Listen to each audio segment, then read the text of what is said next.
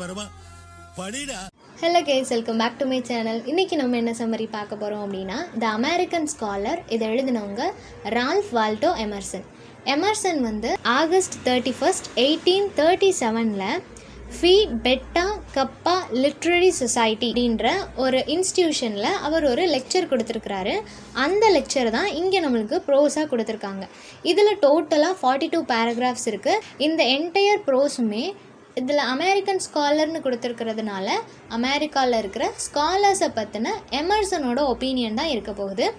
So இந்த lecture வந்து start பண்ணுறதுக்கு முன்னாடியே எமர்சன் வந்து ஒரு டிக்ளரேஷன் மாதிரி கொடுத்துட்டாரு. என்னோடய ஸ்பீச் வந்து ரொம்ப ஃப்ரெண்ட்லி டோனில் தான் இருக்க போகுது. நம்ம சயின்ஸை பற்றியோ அக்ரிகல்ச்சர் பற்றியோ இல்லை ஹிஸ்ட்ரியை பற்றியோ இந்த மாதிரி விஷயங்கள் பற்றிலாம் நம்ம பேச போகிறதில்ல, ரொம்ப ஃப்ரெண்ட்லியான டோனில் தான் நான் பேச போகிறேன் அப்படின்னு சொல்லி ஆரம்பித்ததுனால எல்லாரோட அட்டென்ஷனும் ஒரு பக்கம் திரும்புது. எல்லாருமே ரொம்ப ஆர்வமாக கவனிக்கிறாங்க. ஃபி பெட்டா கப்பா லிட்ரரி சொசைட்டி அப்படின்னு சொல்லும்போது இதில் ஸ்டார்டிங்கில் இருக்கிற அந்த ஃபி அப்படின்றது ஃபிலாசபி. இந்த லெக்சர் வந்து எதை பற்றி இருக்கும்னா, role of American intellectual from European. So American இன்டெலெக்சுவலை பற்றி தான், அவங்களுக்கு இருக்கிற good and bad, positive and நெகட்டிவ்ஸை பற்றி தான் இவர் இதில் பேச போகிறாரு. இன்னொன்று என்னென்னா, இந்த ஃபீ பெட்டா இந்த சொசைட்டிக்கு யார் வந்தாலுமே அவங்கக்கிட்ட அதில் இருக்கிற மெம்பர்ஸ் எல்லாருமே அமெரிக்கன் ஸ்காலர்ஸை பற்றி பேசுங்க அப்படின்னு சொல்லிடுவாங்களாம். ஏன் அப்படி சொல்கிறாங்கன்னா, அவங்களுக்கு அவங்கள பற்றின ஒரு கிளாரிஃபிகேஷன் வேணும்.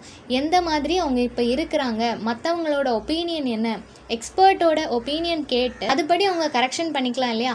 அதனாலேயே யார் இங்கே லெக்சர் கொடுக்க வந்தாலும் அமெரிக்கன் ஸ்காலர்ஸை பற்றி பேசுங்க அப்படின்னு சொல்லி ஃபஸ்ட்டே அவங்க சொல்லிடுவாங்க. அதே மாதிரி தான் எமர்சன் கிட்டேயும் சொல்லியிருப்பாங்க.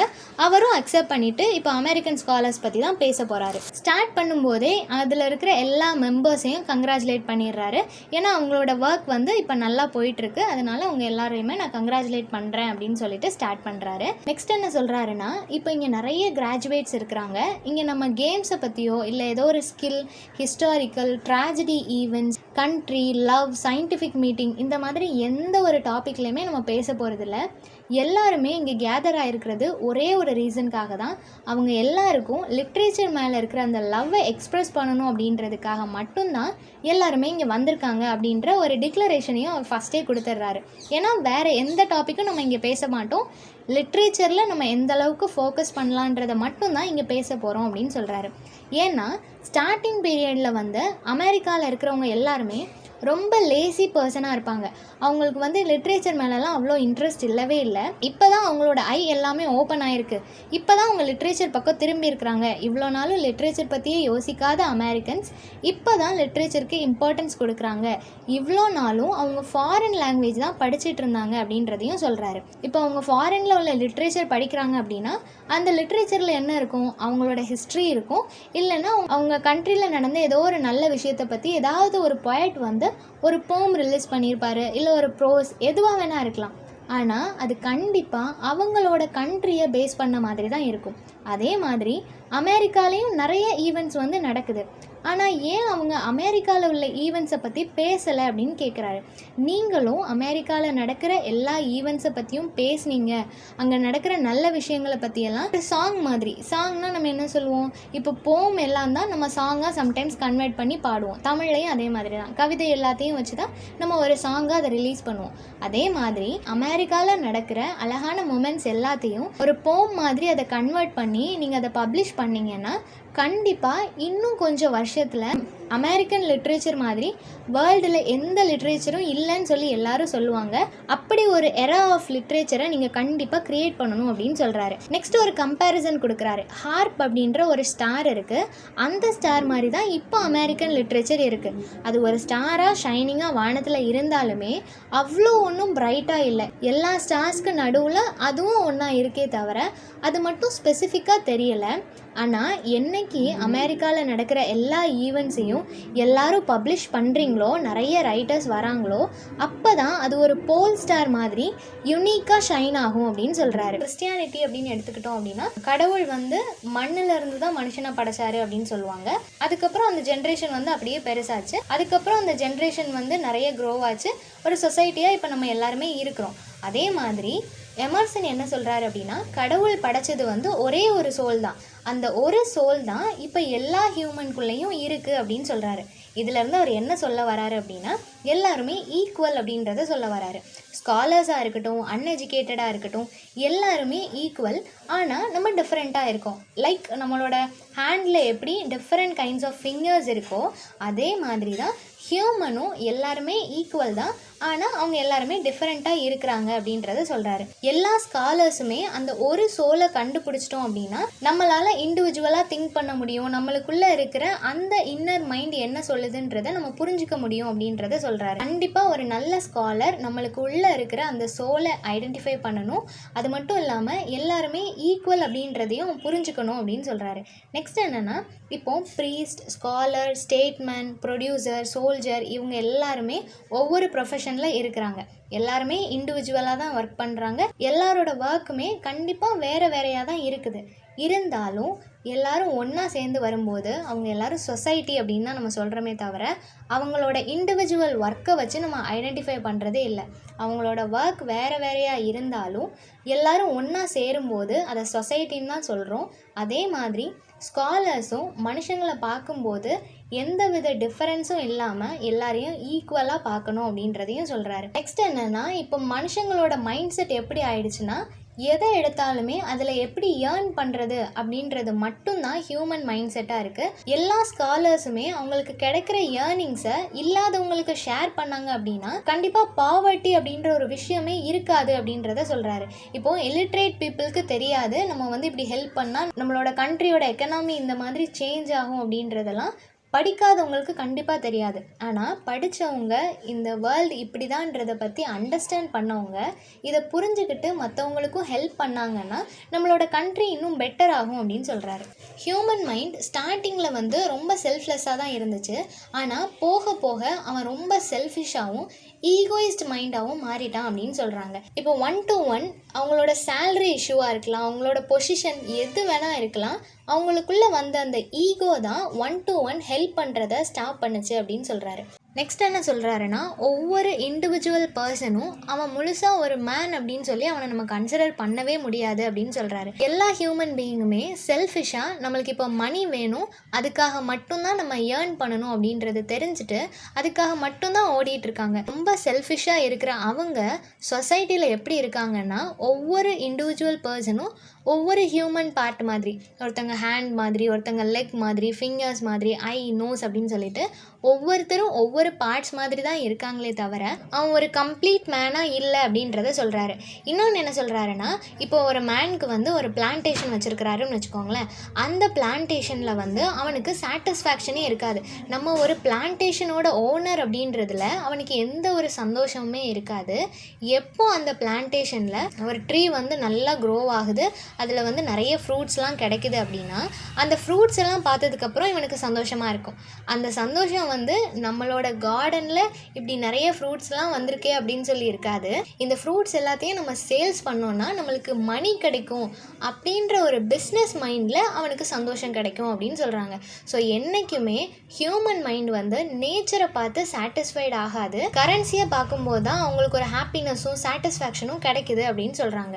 ஸோ ஒரு ஸ்காலருக்கு கண்டிப்பாக நேச்சரோட இம்பார்ட்டன்ஸ் தெரிஞ்சிருக்கணும் அப்படின்னு சொல்கிறாரு. இப்போ ஒரு ப்ரீஸ்ட் இருக்கிறாரு அப்படின்னா அவர் ப்ரீச் பண்ணுறதுல ஒரு பார்ட்டாக தான் அந்த ப்ரீஸ்ட் இருக்கிறாரு. அவர் ஒரு கம்ப்ளீட் ப்ரீஸ்டாக இல்லை அப்படின்னு சொல்லியிருக்காங்க. லாயர் இருந்தாலும் அதே மாதிரி தான். அவர் ஒரு மேன் ஆஃப் லா புக்ஸாக இருக்கிறாரு. ஒரு மெக்கானிக் இருக்கிறாங்கன்னா அவர் ஒரு மெஷின் மாதிரி இருக்கிறாரு. ஒரு செயிலர் இருக்கிறாங்க அப்படின்னா அவங்க ஷிப்பில் உள்ள ஒரு ரோப் மாதிரி தான் இருக்காங்களே தவிர யாருமே ஹியூமனாக இல்லை. எல்லாருமே ஒரு மெஷின்ஸ் மாதிரி அவங்க பண்ணுற அந்த ப்ரொஃபஷனில் ஒரு மெஷின் மாதிரி தான் இருக்கிறாங்க. ஸ்காலர்ஸாக அவங்க படித்து பண்ணுற அந்த ஒர்க்கில் கூட எப்படி சோல்ஃபுல்லாக ஒர்க் பண்ணணுன்றது அவங்களுக்கு தெரியலை அப்படின்னு சொல்கிறாரு. இதில் அவர் பேசுகிறது எல்லாமே அமெரிக்கன் ஸ்காலர்ஸை பற்றி தான். ஸ்காலருக்கு எல்லாத்த பற்றியும் திங்க் பண்ண தெரிஞ்சிருக்கணும். முக்கியமாக நேச்சர், மேன், டைம் எல்லாத்த பற்றியும் அனலைஸ் பண்ண தெரிஞ்சிருக்கணும். அதில் இருக்க இம்பார்ட்டன்ஸ் தெரிஞ்சிருக்கணும் அப்படின்னு சொல்கிறாரு. ஏன் அப்படி சொல்கிறாருன்னா, இப்போ இருக்கிற காலகட்டத்தில் ஹியூமன் எல்லாருமே சொசைட்டியில் ஒரு விக்டிம் மாதிரி ஆயிடுறான். அவன் அவனுக்காக யோசிக்காமல் அவனுக்கு என்ன தாட்ஸ் வருதோ அதை பேசாமல் மற்றவங்களோட மவுத் பீஸ் மாதிரி அவன் இருக்கிறான் அப்படின்னு சொல்கிறாங்க. நிறைய புக்ஸ் ரீட் பண்ணுறாங்க, நிறைய படிக்கிறாங்க. அப்படி படிக்கும்போது அவங்க எதால் இன்ஸ்பயர் ஆகுறாங்களோ அந்த ஒரு விஷயத்தை தான் அவங்க ரிஃப்ளெக்ட் பண்ணுறாங்களே தவிர அவங்களோட இண்டிவிஜுவாலிட்டி அதில் இல்லை அப்படின்றத சொல்கிறாரு. ஒரு ரியல் ஸ்காலர் வந்து இப்போ நேச்சரை பார்க்குறான்னா அதை நேச்சராக மட்டும்தான் பார்க்கணுமே தவிர அதுலேருந்து எப்படி மணி ஏர்ன் பண்ணுறதுன்னு சொல்லி அவன் யோசிக்கக்கூடாது அப்படின்னு சொல்கிறாரு. அப்படி ஒருவேளை நேச்சர்லேருந்து மணி ஏர்ன் பண்ணுறது தான் அவனோட ஒர்க்காக மாறினாலுமே எப்படி நேச்சரை ஹார்ம் பண்ணாமல் அதை டெஸ்ட்ராய் பண்ணாமல் எப்படி அவன் ஏர்ன் பண்ணுறதுன்றதை அவன் தெரிஞ்சுக்கணும். இப்போ பேப்பருக்காக அவர் ஒரு மரம் வெட்டுறாரு அப்படின்னா வேறு ஒரு இடத்துல இன்னும் 2 மரம் அவர் நட்டு வைக்கலாம். ஸோ இந்த மாதிரி ஒரு விஷயம் நம்மளுக்கு தேவைப்படுது அப்படின்னா அதை டெஸ்ட்ராய் பண்ணாமல் நேச்சர்லேருந்து எடுத்துக்க ட்ரை பண்ணணும் அப்படின்னு சொல்கிறாரு. நெக்ஸ்ட்டு எல்லா ஸ்காலர்ஸுமே நேச்சரால் இன்ஃப்ளூயன்ஸ் ஆகணும். நேச்சர் நம்மக்கிட்டேருந்து என்ன எதிர்பார்க்குது, நேச்சர் நம்மளுக்கு என்ன கொடுக்குதுன்றதை தெரிஞ்சுட்டு நம்மளோட ரைட்டிங்ஸில் எல்லாத்தையுமே அதை நம்ம எழுதலாம் அப்படின்னு சொல்கிறாரு. நெக்ஸ்ட் என்ன சொல்கிறாருன்னா, இந்த நேச்சர் அப்படின்னு நம்ம எடுத்துக்கும் போது அதுக்கு எண்டே கிடையாது. இந்த வேர்ல்டுமே அதே மாதிரி தான். அது எப்போ முடியும், அது ஒரு எட்டர்னிட்டி, எப்போ முடியுன்றதே தெரியாது. ஹியூமன் எல்லாருக்குமே அவங்களோட லைஃப் வந்து சர்டன் பாயிண்டில் கண்டிப்பாக முடிஞ்சிரும்ன்றது தெரியும். ஆனால் நேச்சருக்கு கண்டிப்பாக எண்டு கிடையாது. அப்படி எண்டே இல்லாமல் இருக்கிற இந்த நேச்சரை பற்றி நம்ம நிறைய எழுதலாம். அந்த நேச்சர் வந்து நம்மளை எப்படியெல்லாம் இன்ஃப்ளூயன்ஸ் பண்ணுது அப்படின்றத ஸ்காலரால் மட்டும்தான் புரிஞ்சிக்க முடியும் அப்படின்றதையும் சொல்கிறாரு. நெக்ஸ்ட் மேன் அப்படின்றவன் இந்த பெரிய வேர்ல்டில் ஒரு சின்ன விஷயம், ரொம்ப சின்ன டஸ்ட் மாதிரி தான் அவன் இருக்கிறான். ஆனால் அவனோட மைண்ட் வந்து ஸ்காலர் மைண்டை அவன் யோசிக்கும் போது அவனுக்கு நிறைய விஷயங்கள் வரும். அது எல்லாத்தையும் எந்தவித இன்ஃப்ளூயன்ஸ் அப்படின்னு சொல்லும்போது நேச்சரால் அவன் இன்ஃப்ளூயன்ஸ் ஆகலாம். அதனால் அவன் யோசிக்கிற விஷயங்கள் எல்லாத்தையும் அவன் எழுதலாம். ஆனால் வேற ஒரு ரைட்டரோட ஒப்பீனியன்னாலேயோ அவங்க வந்து சேஞ்ச் ஆகக்கூடாது அப்படின்னு சொல்கிறாங்க.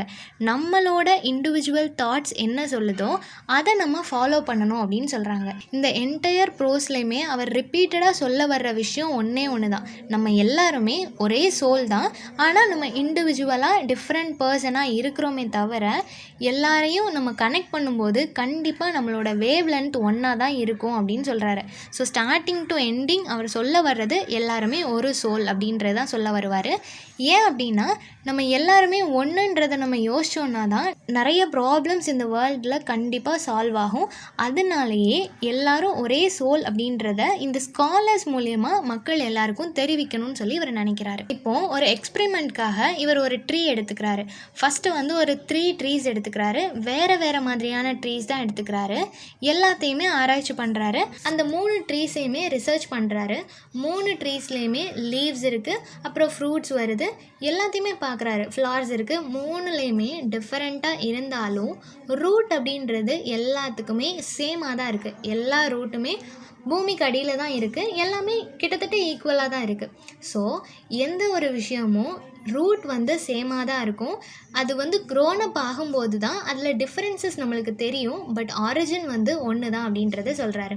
நெக்ஸ்ட் என்னென்னா, இதை ஒரு வேளை நீங்கள் நம்பலை அப்படின்னாலும் இந்த 3 அப்படின்றத 300 மாற்றுங்க, இல்லை 3000 மாற்றுங்க.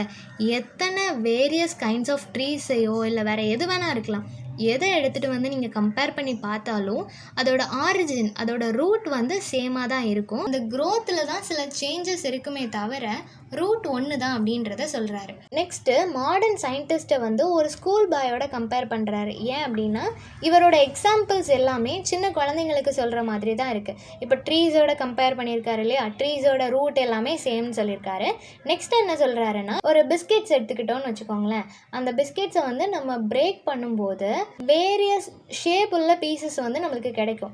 அந்த மாதிரி இருக்கிற எல்லா பீஸையும் நம்ம சேர்த்து வச்சோன்னா ஃபஸ்ட்டு நம்மளுக்கு எப்படி ஒரு ஃபுல் பிஸ்கெட் ஃபர்ஸ்ட் நம்மளுக்கு எப்படி ஒரு கம்ப்ளீட் பிஸ்கெட் இருந்துச்சோ பிரேக் ஆகிறதுக்கு முன்னாடி அதே பிஸ்கெட்ஸ் நம்மளுக்கு கிடச்சிரும். அதே மாதிரி தான் எல்லாருமே ஒரே சோல்லேருந்து வந்தவங்க தான். அவங்கள பிரேக் பண்ணி இண்டிவிஜுவலாக இப்போ வச்சுருக்கோம். அவங்க எல்லாருமே டிஃப்ரெண்ட் ஷேப்பில் இருக்கிறாங்க. ஆனால் எல்லாருமே ஒரே சோல்லேருந்து வந்தவங்க தான். ஒரே ஸ்டஃப் தான் நம்ம எல்லாருக்குமே இருக்கும் அப்படின்றதையும் சொல்கிறாரு. நெக்ஸ்ட் என்னென்னா நேச்சர். இப்போது நேச்சர் வந்து சில பேருக்கு சந்தோஷத்தை தரலாம், சில பேருக்கு கஷ்டத்தை தரலாம். நம்மளோட மைண்ட் செட்டை பொறுத்து தான் நேச்சர் வந்து அழகாக இருக்குதா இல்லையான்றதே நம்ம டிசைட் பண்ண முடியும். இப்போது நம்ம வந்து ஒரு ஒர்க்குக்காக போகிறோம் அப்படின்னா நல்லா ட்ரெஸ் பண்ணிட்டு கிளம்பியிருக்கோம், திடீர்னு மழை வந்துடுச்சு அப்படின்னா நம்மளுக்கு கொஞ்சம் கஷ்டமாக இருக்கும். ஏன்டா மழை வந்துச்சுன்னு சொல்லி நம்ம யோசிப்போம் இல்லையா? நம்மளோட ட்ரெஸ் எல்லாம் ஸ்பாயில் ஆயிரும் அப்படின்னு சொல்லி நம்ம யோசிப்போம். ஆனால் நம்ம ரொம்ப ஸ்ட்ரெஸ் ஃப்ரீயாக ரொம்ப ஜாலியாக இருக்க டைமில் வந்து மழை பெஞ்சிச்சுன்னா நம்ம நல்லா என்ஜாய் பண்ணி அதில் டான்ஸ் பண்ணுவோம். ஸோ நம்மளோட மைண்ட் செட்டை பொறுத்து, நம்மளோட சிச்சுவேஷனை பொறுத்து தான் நேச்சரை வந்து நம்ம என்ஜாய் பண்ணுறோமா இல்லை அதை கர்ஸ் பண்ணுறோமான்றது இருக்குது அப்படின்னு சொல்கிறாங்க. இதுலேருந்து நம்மளுக்கு என்ன தெரியுதுன்னா, நேச்சர் வந்து ஒரே மாதிரி தான் இருக்குது. ஒரு ஸ்காலருக்கு வந்து கண்டிப்பாக நேச்சரை பற்றின அண்டர்ஸ்டாண்டிங்கும் அதை பற்றின நாலேஜும் இருக்கணும் அப்படின்னு சொல்கிறாங்க. நம்மளுக்கு வந்து லா ஆஃப் நேச்சர் தெரியலை அப்படின்னா கண்டிப்பாக நம்ம நேச்சரை இக்னோர் பண்ண தான் செய்வோம். ஒரு கம்ப்ளீட் ஸ்காலர் வந்து கண்டிப்பாக நேச்சரோட லா பற்றி தெரிஞ்சிருக்கணும் அப்படின்றதையும் சொல்கிறாரு. முன்னாடிலாம் எந்த மாதிரியான ஸ்டேட்மெண்ட் யூஸ் பண்ணுவாங்க அப்படின்னா, நோ யுவர் செல்ஃப் அப்படின்னு சொல்லுவாங்க. நோ யுவர் செல்ஃப், நம்மளை பற்றி நம்ம கண்டிப்பாக தெரிஞ்சிருக்கணும். ஆனால் இப்போ உள்ள மாடர்ன் ஸ்டேட்மெண்ட்டாக எமர்சன் எதை சொல்கிறாரு அப்படின்னா, study nature. No your self கிடையாது, ஸ்டடி நேச்சர் அப்படின்னு சொல்கிறாரு. ஏன்னா நேச்சரை பற்றி நம்ம நல்லா தெரிஞ்சுக்கிட்டோம்னாலே நம்ம யாருன்றது தெரிஞ்சிரும் அப்படின்னு சொல்கிறாரு.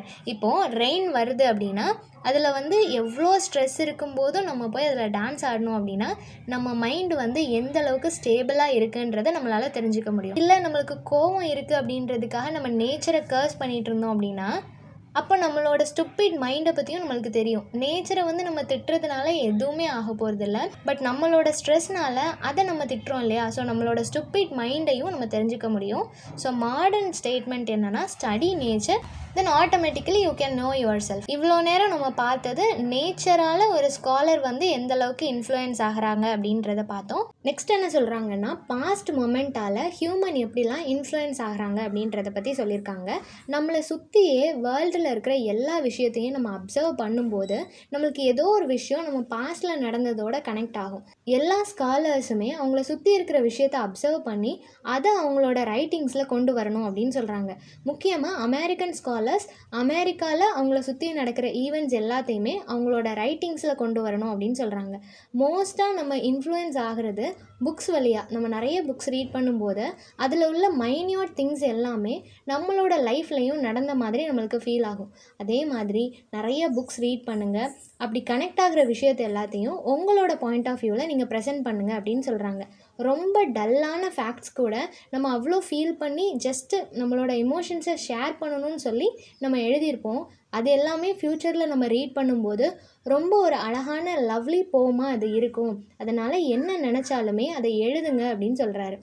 ஒரு டேலண்டடான பொயட் வந்து எப்போவுமே ரொம்ப இம்மார்டலிட்டி நல்ல ஒரு போமை க்ரியேட் பண்ணுவார். அந்த போம் வந்து என்றைக்குமே அழியாமல் ஒரு பர்ஃபெக்ட் கண்டென்ட்டாக இருக்கும் அப்படின்னு சொல்லியிருக்காங்க. லைப்ரரியில் இருக்கிற எல்லா புக்ஸுமே பர்ஃபெக்டாக இருக்குதுன்னு சொல்லி நம்மளால் சொல்லிட முடியாது. ஆனால் அதில் எல்லாத்துலேயுமே ஒரு எமோஷன்ஸை வந்து அது கேரி பண்ணிட்டு தான் இருக்கும். அதே மாதிரி நம்மளோட ஒர்க்கும் பர்ஃபெக்டாக இருக்கணும் அப்படின்னா நம்ம கண்டிப்பாக அதில் ஒரு எமோஷனை ஆட் பண்ணி எழுதணும் அப்படின்னு சொல்கிறாரு. எப்போ நம்மளோட ஒர்க் வந்து பர்ஃபெக்ட் ஆகும் அப்படின்னா நம்ம ஒரு டிவைன் ஸ்பிரிட்டோடு அதை எழுதணும் அப்படின்னு சொல்கிறாரு. ஸ்காலர்ஸ் எல்லாருமே நமக்குள்ளே இருக்கிற அந்த பியூரான டிவைன் ஸ்பிரிட்டை ஃபீல் பண்ணி நம்மளோட ரைட்டிங்கை ஸ்டார்ட் பண்ணோன்னா கண்டிப்பாக நம்மளாலேயும் ஒரு பர்ஃபெக்ட் கண்டென்ட்டை கொடுக்க முடியும் அப்படின்னு சொல்கிறாங்க. லார்ஜ் அமௌண்ட் ஆஃப் பீப்புள் எல்லாருமே ரொம்ப லேசியாக தான் இருக்காங்க. அவங்களோட மைண்ட் செட் எல்லாமே நியூ திங்ஸை நோக்கி தான் இருக்கே தவிர பழைய விஷயங்கள் எதுக்குமே அவங்க இம்பார்ட்டன்ஸ் கொடுக்கவே மாட்டுறாங்க. மக்கள் எல்லாருமே புதுசாக க்ரியேட் ஆகிற விஷயங்களை நோக்கி ஓடிட்டுருக்காங்களே தவிர பழைய விஷயத்தில் இருக்கிற அந்த எசன்ஸ் வந்து அவங்களுக்கு தெரியவே இல்லை அப்படின்னு சொல்கிறாங்க. நல்ல ஸ்காலர் வந்து both old and new writings எல்லாத்தையுமே நம்ம கண்டிப்பாக கோ த்ரூ பண்ணணும். எல்லாத்துல இருந்தும் நம்ம நிறைய விஷயம் தெரிஞ்சுக்கணுமே தவிர அந்த ஒர்க்ஸ் எதையுமே நம்ம காப்பி பண்ணக்கூடாது, அதால் நம்ம இன்ஃப்ளூயன்ஸ் ஆகக்கூடாது அப்படின்னு சொல்கிறாங்க. எல்லாத்துல உள்ள ஐடியா நம்ம தெரிஞ்சுக்கலாம், இந்த மாதிரி தான் அவங்க ஸ்டைல் யூஸ் பண்ணியிருக்காங்க, எல்லாத்தையுமே நம்ம பார்த்துக்கலாம். ஆனால் அதால் இன்ஃப்ளூயன்ஸ் ஆகி அந்த பர்டிகுலர் ஆத்தருக்கு நம்ம ஒரு மவுத் பீஸ் மாதிரி இருக்கக்கூடாது அப்படின்னு நினைக்கிறாங்க. ஆனால் ஆக்சுவலாக என்ன நடக்குதுன்னா, அமெரிக்காவில் இருக்கிற ரைட்டர்ஸ் எல்லாருமே இப்போ ஒரு ஆத்தர் வந்து ஃபேமஸ் ஆகிறாரு, அவரோட ரைட்டிங் ஸ்டைல் இந்த மாதிரி இருக்குன்னா நெக்ஸ்ட்டு வர்ற எல்லா ஆத்தர்ஸுமே அதே ரைட்டிங் ஸ்டைலை ஃபாலோ பண்ணி அதே மாதிரி கண்டென்ட் கொடுத்து தான் எல்லாருமே கண்டினியூஸாக எழுதுகிறாங்க. அப்போ அந்த இடத்துல அவங்களோட இண்டிவிஜுவாலிட்டி இல்லை அப்படின்றதையும் சொல்கிறாரு. ஸோ ஒரு நல்ல புக்கை ப்ரெசென்ட் பண்ணணும் அப்படின்னா அதில் நம்மளோட ஓன் தாட்ஸ் இருக்கணும் அப்படின்றதையும் சொல்கிறாரு. புக்ஸ் தான் என்றைக்குமே நம்ம கற்றுக்கிறதுக்கான ஒரு நல்ல பிளாட்ஃபார்ம் அப்படின்னு சொல்கிறாங்க. அந்த புக்ஸில் இருந்து நம்ம ரீட் பண்ணி நிறைய தெரிஞ்சுக்கணும். நம்ம எழுதுகிற ஒர்க்கும் மற்றவங்கள அட்மையர் பண்ணுற விதமாக இருக்கணும் அப்படின்றதையும் சொல்கிறாரு. நம்ம எப்போவுமே மற்ற ஆத்தர்ஸோட ரைட்டிங்ஸ் எல்லாத்தையுமே ஒரு ரெஃபரன்ஸ்க்காக ரீட் பண்ணுவோம். அப்படி ரீட் பண்ணுறதுனால எந்த பிரச்சனையுமே இல்லை. அவங்களோட ஐடியாஸாக இருக்கட்டும், ஸ்டைலாக இருக்கட்டும், எல்லாத்தையுமே நம்ம நோட் பண்ணலாம். ஆனால் அதையே நம்மளுக்கு ரோல் மாடலாக எடுத்துக்கிட்டோம் அப்படின்னா நம்மளோட மைண்ட் செட், நம்மளோட இன்டெலெக்சுவல் வந்து டேமேஜ் ஆகிறதுக்கு வாய்ப்பு இருக்குது அப்படின்னு சொல்கிறாரு. ஃபார் எக்ஸாம்பிள், பாஸ்ட் 200 இயர்ஸாக ஷேக்ஸ்பியரோட ட்ராமாட்டிக் அந்த ஸ்டைலை தான் எல்லாருமே ஃபாலோ பண்ணிகிட்ருக்காங்க. அவர் அளவுக்கு ஜீனியஸ் மாதிரி யாராலையுமே எழுத முடியாது அப்படின்றது இப்போ இருக்கிற மாடர்ன் ரைட்டர்ஸ் கூட அவங்களோட தாட்ஸ் வந்து அந்த மாதிரி தான் இருக்குது. ஸோ எல்லா ரைட்டர்ஸுமே ஷேக்ஸ்பியரை ஃபாலோ பண்ணி அவரை மாதிரியே எழுதணும்னு நினைக்கிறாங்க. அப்படி அவங்க நினைக்கிறதுனால அவங்களோட இண்டிவிஜுவல் ஸ்டைல் அவங்க இழந்துட்டுருக்குறாங்க அப்படின்றதையும் சொல்கிறாங்க. தேர்ட் இன்ஃப்ளூயன்ஸ் என்ன சொல்கிறாங்க அப்படின்னா ஆக்ஷன்ஸால் எப்படியெல்லாம் நம்ம இன்ஃப்ளூயன்ஸ் பண்ணப்படுறோம் அப்படின்றத பற்றி சொல்லியிருக்காங்க. ஒரு வைஸ் ரீடர், எல்லாத்த பற்றியும் அண்டர்ஸ்டாண்ட் பண்ணிக்கக்கூடிய ஒரு ரீடரால் ஈஸியாக ஹிஸ்ட்ரியையும் அண்டர்ஸ்டாண்ட் பண்ணிக்க முடியும், சயின்ஸையும் அண்டர்ஸ்டாண்ட் பண்ண முடியும், அட் த சேம் டைம் லிட்ரேச்சரை பற்றியும் அண்டர்ஸ்டாண்ட் பண்ணிக்க முடியும் அப்படின்னு சொல்கிறாங்க. ஒரு ஸ்காலருக்கு வந்து காலேஜ் அப்படின்றது ரொம்பவே இம்பார்ட்டண்ட்டான ஒரு ஆஸ்பெக்ட். கண்டிப்பாக அவங்க காலேஜை யூட்டிலைஸ் பண்ணிக்கணும். ஏன் அப்படின்னா காலேஜஸில் லைப்ரரி இருக்கும். ஒரு லைப்ரரி இருந்துச்சுன்னா அதை நீங்கள் யூட்டிலைஸ் பண்ணிக்கோங்க. அட் த சேம் டைம் காலேஜஸில் வந்து நல்ல எக்ஸ்பீரியன்ஸான வெல் எஜுகேட்டட் பர்சனை வந்து நாலேஜபிள் பர்சன்ஸ் இருப்பாங்க இல்லையா, அவங்க எல்லாரையுமே ஒரு சீஃப் கெஸ்ட்டாக கூப்பிடுவாங்க. நிறைய ஈவெண்ட்ஸ் நடக்கும் போதெல்லாம் அந்த மாதிரி கிரேட் பர்சனாலிட்டியை கூப்பிடும்போது அவங்க கொடுக்குற ஸ்பீச்லேருந்து பர்டிகுலர் ஸ்காலரை வந்து இன்ஸ்பயர் பண்ணுச்சு அப்படின்னா அவங்களும் ஒரு கிரேட் ஸ்காலராக, கிரேட் ரைட்டராக வர்றதுக்கு அது ஒரு நல்ல ஸ்டார்டிங் பாயிண்ட்டாக இருக்கும். ஆனால் எமர்சன் என்ன சொல்கிறாரு அப்படின்னா, இது ஒரு நல்ல ஐடியா தான், இந்த மாதிரி யாருக்காவது ஒரு ஸ்பார்க் வந்து அவங்க ஒரு கிரேட் பர்சனாலிட்டியாக மாறலாம். ஆனால் இது எல்லாருக்கும் அப்ளிகபிள் ஆகுமா அப்படின்னு கேட்டால் கண்டிப்பாக ஆகாது. ஏன்னா ஒரு 100 மெம்பர்ஸ் இருக்கிற ஒரு குரூப்பில் ஒருத்தர் ஸ்பீச் கொடுக்கும்போது 1 or 2 மெம்பர்ஸ் தான் அதால் இன்ஸ்பயர் ஆவாங்க. இல்லைன்னா ஒரு 10% வேணால் நம்ம வச்சுக்கலாம். அதுக்கு மேலெலாம் யாரும் இன்ஸ்பயர் ஆக மாட்டாங்க. யாருமே அவ்வளோ பெரிய கிரேட் ஸ்காலராக ஆக போகிறதில்ல. ஸோ இதனால எந்த ஒரு யூஸுமே இல்லை. மற்றவங்க சொல்லி நம்ம இன்ஸ்பயர் ஆகிறத விட நம்மளோட ஆக்ஷன்ஸ் இருந்தால் தான் நம்ம இன்ஃப்ளூயன்ஸ் ஆக முடியும் அப்படின்னு சொல்கிறாங்க. இப்போ இருக்கிற ஸ்காலர்ஸ் எல்லாருமே திங்க் பண்ணுறதுல நிறைய டைம் ஸ்பெண்ட் பண்ணுறாங்களே தவிர அதை இம்ப்ளிமெண்ட் பண்ணுறதுக்கு அவங்களுக்கு டைமே கிடைக்கல. அட் த சேம் டைம் அவங்க அதுக்காக எந்த ஒரு எஃபர்ட்டுமே போட மாட்டுறாங்க. ஜஸ்ட்டு உட்காந்து நீங்கள் திங்க் பண்ணுங்கள், ஐடியா கொடுங்க அப்படின்னா அதுக்கு அவங்க ரெடியாக இருக்கிறாங்களே தவிர அந்த ஸ்பாட்டில் இறங்கி ஒர்க் பண்ணணும் அப்படின்னா அவங்க கண்டிப்பாக அதுக்கு ரெடியாகவே இல்லை அப்படின்றத சொல்கிறாங்க. நெக்ஸ்ட் என்ன சொல்கிறாங்கன்னா, இந்த திங்கிங்கை ஃபர்ஸ்ட் ப்ரிஃபரன்ஸாகவும் ஆக்ஷனை செகண்ட் ப்ரிஃபரன்ஸாகவும் வச்சுருக்கிறாங்க. இது என்றைக்குமே கரெக்ட் இல்லை. நம்ம ஸ்காலர்ஸாக இருக்கும்போது திங்க் பண்ணுங்கள், அட் த சேம் டைம் அந்த ஆக்ஷன்ஸும் இருக்கணும் அப்படின்னு சொல்கிறாரு. நெக்ஸ்ட் என்னென்னா, ஆக்ஷன் இல்லாத ஒரு ஸ்காலரால் கண்டிப்பாக நேச்சரோட பியூட்டியை ஃபுல்லாக யூட்டிலைஸ் பண்ண முடியாது. ஸோ நம்ம வந்து கான்ஷியஸ் மைண்டோட எப்போவுமே நேச்சரை நம்ம ஃபுல்லாக என்ஜாய் பண்ணணுன்னா அதுக்கு நம்ம ஆக்ஷனும் இருக்கணும் அப்படின்னு சொல்கிறாங்க. நெக்ஸ்ட்டு எமர்சனோட ஸ்டடி ஆஃப் யூனிவர்ஸ் என்ன அப்படின்னா, எப்போ ஒரு பர்சன் அவன் வந்து நேச்சரில் ஒரு பார்ட்னை ரியலைஸ் பண்ணுறானோ, எல்லாருமே ஒன்றுன்னு சொல்லி ரியலைஸ் பண்ணுறானோ, அவனோட இண்டிவிஜுவல் தாட்ஸை எந்த ஒரு இன்ஃப்ளூயன்ஸும் இல்லாமல், எந்த ஒரு ஃபோர்ஸும் அவனை ஸ்டாப் பண்ணாமல் ஒரு ஸ்பான்டேனியஸ் ஃப்ளோவாக அதை வந்து அவனோட ரைட்டிங்ஸில் அவன் எழுதுகிறானோ, அப்போ தான் யூனிவர்ஸில் இருக்கிற எல்லா ஹியூமன் பீயிங்குமே ஒன்றா கனெக்ட் ஆவாங்க. அந்த ஒரு சோல் தான் அப்படின்றது அவங்களுக்கு தெரியும் அப்படின்றதையும் சொல்கிறாங்க. லாஸ்ட்டாக என்ன சொல்கிறாருன்னா, ஒரு ஸ்காலர்ஸோட டியூட்டிஸ் எதெல்லாம் அப்படின்ட்டு எலாபரேட்டாக சொல்லியிருக்காரு. ஒரு ஸ்காலர் அப்படின்றவங்க வந்து செல்ஃப் ட்ரஸ்ட், நம்மளால் முடியும், நம்மளால் நல்ல கண்டென்ட் ப்ரெசென்ட் பண்ண முடியும்னு சொல்லி அவங்க நம்பணும். நெக்ஸ்ட்டு அந்த ஸ்காலர் வந்து ரைட்டிங்ஸ் மூலமாக பீப்புளை மோட்டிவேட் பண்ணுற விதமாகவும், ஸ்பிரிச்சுவலாகவும் மாரலாகவும் அவங்கள கைட் பண்ணுற விதமாகவும் இருக்கணும் அப்படின்னு சொல்கிறாங்க. நெக்ஸ்ட் என்ன சொல்கிறாருன்னா, ஒரு ஸ்காலர் வந்து நேச்சரை ரொம்ப கீனாக நோட் பண்ணும்போது அவங்களுக்கு வந்து நிறைய டிஃபிகல்ட்டிஸ் வரும். ஃபார் எக்ஸாம்பிள், ரொம்ப நாளாக இதுக்காக எஃபர்ட் போடுறேன், ஆனால் எதுவுமே நடந்த மாதிரி இல்லையே அப்படின்னு சொல்லிட்டு அந்த ப்ராசஸ் ரொம்ப ஸ்லோவாக இருக்குதுன்னு எல்லாரும் சொல்லுவாங்க. அன்ஹானர்டு, நம்மளுக்கான ஹானர் கொடுக்க மாட்டாங்க. அதே மாதிரி நம்மளுக்கு எந்த ஒரு சேலரியோ எந்த ஒரு பேமெண்ட்டுமே நம்மளுக்கு வராது. நம்மளோட ஒர்க்கை நம்ம பண்ணணுன்றதுக்காக நேச்சரோட டைம் ஸ்பெண்ட் பண்ணிகிட்டு இருப்போம். இன்னொரு பக்கம் அந்த ப்ராசஸ் வந்து நம்மளுக்கே ரொம்ப டிஃபிகல்ட்டாக இருக்கும். இருந்தாலும் பரவாயில்ல அப்படின்னு சொல்லி அந்த ஒர்க்கை நம்ம பண்ணிகிட்டு இருக்கிற மாதிரி தான் இருக்கும். நெக்ஸ்ட் என்னென்னா, ஒரு பிரிட்டிஷ் அஸ்ட்ரானட்ஸ் 2 பேரும் சேர்ந்து ஸ்டார்ஸை வந்து நோட் பண்ணிகிட்டு இருந்திருக்கிறாங்க. அந்த ஸ்டார்ஸ் எல்லாம் ரொம்ப கீனாக வாட்ச் பண்ணி அதை வந்து நோட் பண்ணிகிட்டு இருந்திருக்கிறாங்க. இந்த ஒர்க் அவங்க எதுக்காக பண்ணாங்க அப்படின்னா, ஃபேமஸ் ஆகணும் அப்படின்றதுக்காக தான் பண்ணியிருப்பாங்க.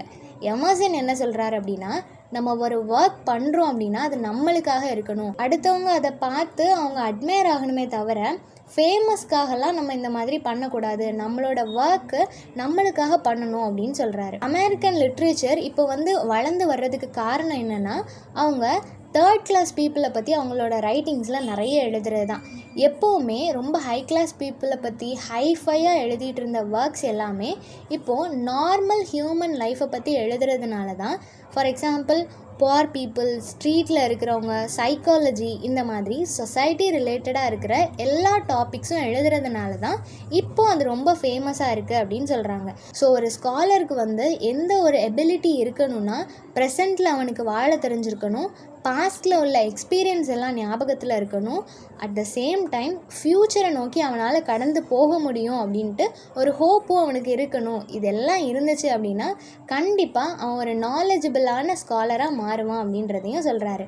லாஸ்ட்டாக என்ன சொல்கிறாரு அப்படின்னா, அமெரிக்காவில் இருக்கிற ஸ்காலர்ஸ் எல்லாருமே இப்போ ரொம்ப லேசியாக மணி ஏர்ன் பண்ணணும்னு சொல்லி ஓடிட்டுருக்கிறாங்க. எல்லாத்தையும் ஸ்டாப் பண்ணிவிட்டு லிட்ரேச்சர் பக்கம் கொஞ்சம் ஃபோக்கஸ்டாக ஒர்க் பண்ணாங்க அப்படின்னா ஃப்யூச்சரில் அமெரிக்காவில் இருக்கிற மாதிரி எங்கேயுமே ஸ்காலர்ஸ் இல்லை, அமெரிக்கா லிட்ரேச்சர் மாதிரி யாராலையும் ப்ரெசென்ட் பண்ண முடியாதுன்னு சொல்கிற அளவுக்கு அமெரிக்கன் லிட்ரேச்சர் ஃபேமஸ் ஆகும் அப்படின்னு சொல்லி முடிக்கிறாரு. இந்த சம்மரி எல்லாருக்கும் புரிஞ்சிருக்கும்னு நினைக்கிறேன். நெக்ஸ்ட் என்ன டாப்பிக்கில் வீடியோ போடலான்னு சொல்லி கமெண்ட் பண்ணுங்கள். தேங்க்யூ ஃபார் வாட்சிங்.